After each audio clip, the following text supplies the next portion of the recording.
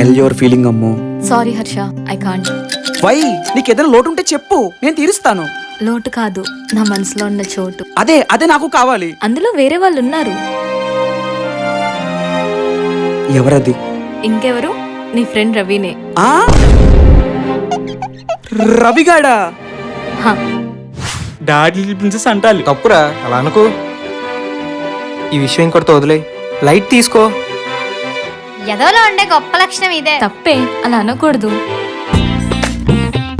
నీకు నా మీద ఇంట్రెస్ట్ ఉందని నాకు తెలుసు, బట్ నేను రవిని లైక్ చేయడం వల్ల నీకు సరిగ్గా రెస్పాండ్ అవ్వలేకపోయాను. I'm sorry bro.